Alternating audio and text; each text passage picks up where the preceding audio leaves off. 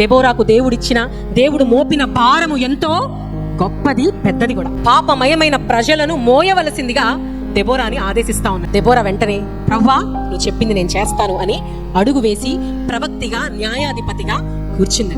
ఎందుకు దేవుడు ఆమెను యోగ్యురాలుగా ఎంచాడు అంటే, ఆమె దేవుని యందు భయభక్తులు కలిగిన స్త్రీగా కనబడతా ఉంది కనుక దేవుడు ఆమెకి బాధ్యతలు ఇచ్చాడు. చూడండి, మన జీవితాల్లో కూడా క్రైస్తవ స్త్రీలుగా సంఘంలో ఉన్నప్పుడు దేవుడు ఆయన పట్ల మనకున్న సమర్పణను, భక్తి శ్రద్ధలను బట్టి బాధ్యతలు ఇస్తాడండి, భారాలను ఇస్తాడు.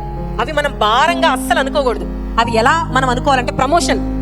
దెబోరా ఆ బాధ్యతను దేవుడు ఇవ్వగానే, అబ్బా నాకు ఎంత సంతోషం ప్రవ్వా, ఇంతమందిలో నన్ను నువ్వు చూసావు, నన్ను నువ్వు ఏర్పరచుకున్నావు, ఈ భారాన్ని నేను సంతోషంగా మోస్తా, న్యాయాధిపతిగా నన్ను నీ పని కొరకు నన్ను పిలిచావు గనక నాకు సంతోషమయ్యా అంటూ ఆనందంతో ఆ భారాన్ని మోయడానికి ఇష్టపడింది.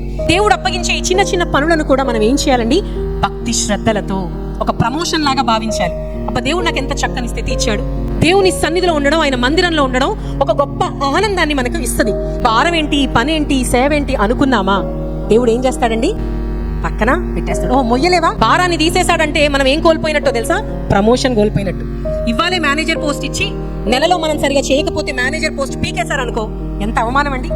అచ్చు అలాగే అండి, దేవుడు మనకి ఏదైనా పని చిన్నదో పెద్దదో, ఆయన సంఘములో అవ్వచ్చు, కుటుంబంలో అవ్వచ్చు, ఆయన మనకు అప్పచెప్పి బాధ్యతతో, భారంతో చేయమంటే దాన్ని చక్కగా చేసే స్త్రీలుగా మనం ఉండాలి. అలా చేసినప్పుడు దేవుడు ఏం చేస్తాడంటే అంచెలంచెలుగా మనల్ని హెచ్చిస్తాడు. ఆమె ఎంతో మంది మన మాట వినేలాగా ఆయన మనల్ని చేస్తాడు. ఎంతో మంది గుర్తించే స్త్రీలుగా మనల్ని ఆయన చేస్తాడు. దెబోరా అదే గుర్తింపును పొందుకుంది. ఆమె చక్కని, చూడండి, ఆత్మీయురాలు, ఒక క్రమశిక్షణతో కూడిన స్త్రీ. చాలాసార్లు భారం పెడితే ఏమవుతుందంటే ఒకటే హడావిడి చేసేస్తాం, ఏ పని సరిగా చెయ్యము. కానీ ఒక క్రమశిక్షణతో దెబోరా ఆ భారాన్ని సంతోషంగా మోస్తూ ముందుకు కొనసాగింది. ఇంతకీ దేవుడు ఆమెకు అప్పగించిన భారాలు ఏంటండి, న్యాయాధిపతిగా ప్రజలకు ఏం చేయాలి, న్యాయం తీర్చాలి.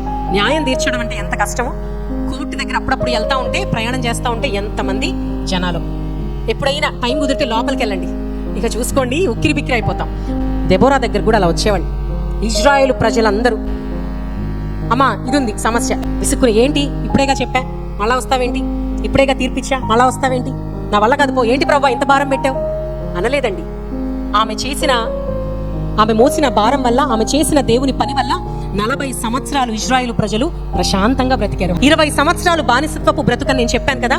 కానీ ఆమె మోసిన భారం, దేవుని పనిని క్రమశిక్షణతో ఆమె చేసిన విధానము 40 సంవత్సరాలంటే డబుల్ ఫోల్డ్, రెట్టింపు ఆశీర్వాదాన్ని ఆమె మాత్రమే పొందుకోలేదు, కానీ ఆమె మోసిన ఆ భారము ద్వారా, ఆమె చేసిన దేవుని పని ద్వారా ఇజ్రాయేలు ప్రజలందరూ 40 సంవత్సరాల విశ్రాంతిని పొందుకున్నారు. హల్లెలూయా.